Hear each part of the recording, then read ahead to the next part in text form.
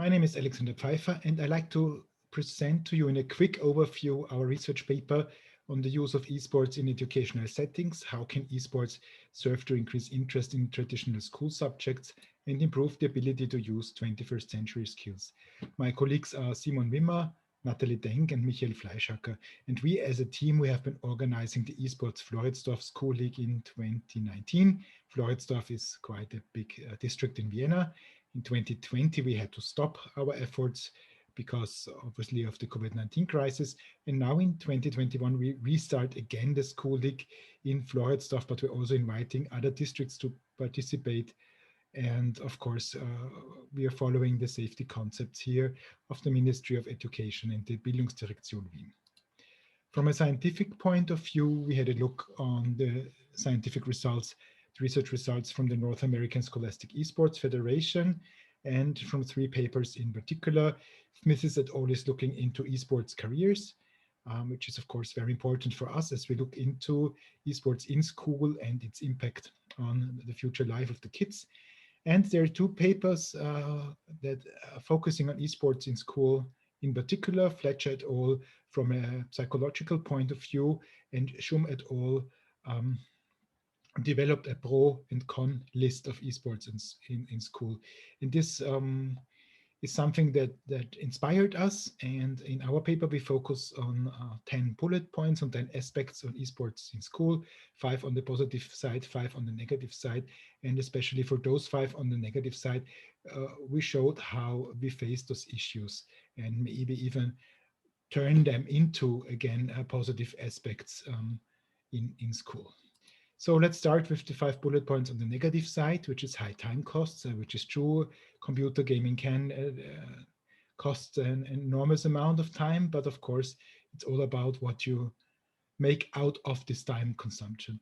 But we make sure in our esports school league that the playing time is limited to a certain amount of hours, and that we are not only playing computer games, we also try that classic real sport is part of our esports school league, and that actually the students and pupils learn about time management within our training and our sessions in the esports school league.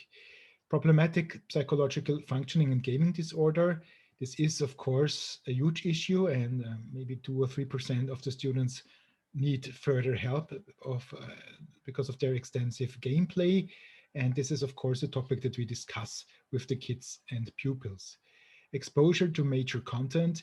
Here we make sure that on the one hand, we talk with the kids about, for example, age restrictions of the games they play in their private life. But within this school league, we decided to use 3 games, which is FIFA, Rocket League, and Overcooked. And all those 3 games are basically safe, and there's no major content in it there. They're perfect for this age group. Extreme emotional responses. We all know those videos from students and kids playing FIFA and crashing their controller. This is, of course, something that we again have to address in discussions with the kids, that we have to react if we see that kids have those extreme emotional responses. But of course, we all also know that emotions itself is, of course, part of esports.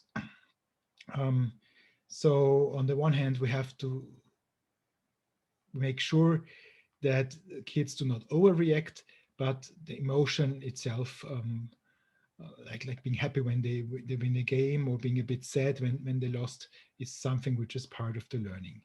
Overuse injuries, again, like with the high time cost, it's very important to have enough breaks so that you're not playing 8 hours in a row, that you do stretching, and that you take care that you do not have any injuries because you are on the controller and in front of the computer screen too long in a row. From the positive side, something that we like to put emphasis on, and that we like to stress out and enable it, is better physical and mental fitness. For the physical fitness, it means that we do real life sports like going jogging with the kids or playing other games. And for the mental fitness, computer playing or digital gaming, especially in a team, in a group together, can help to put your mental fitness on the positive side, as also the World Health Organization recently recommended to play computer games together in the lockdown during the COVID-19 crisis.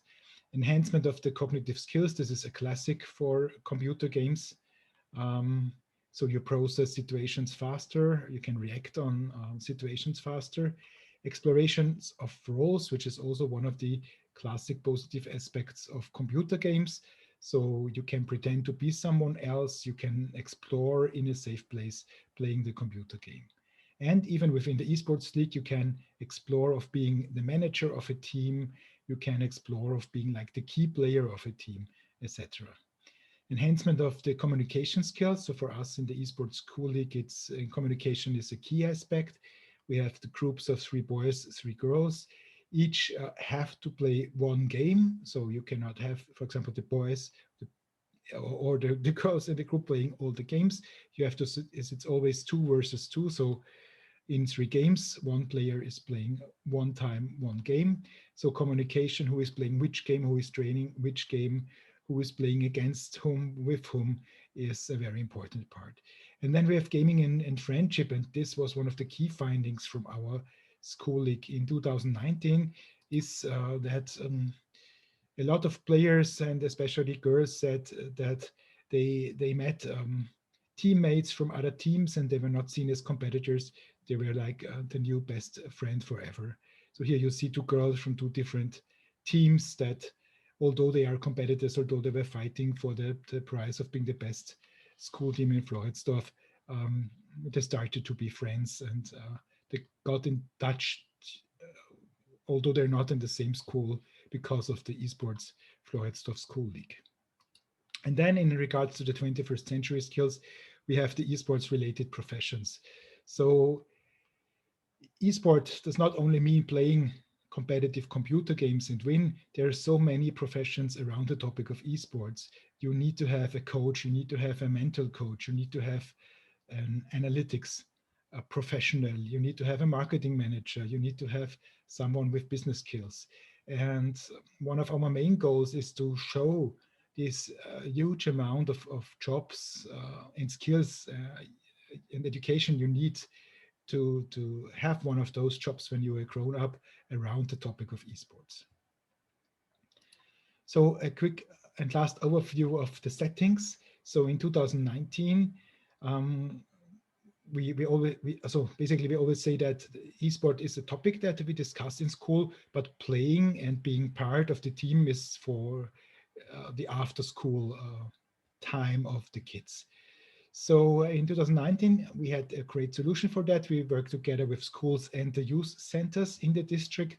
So all the esports equipment was in the youth centers, and the schools got like time slots where the teams were able to use the equipment and train for the events and the competitions.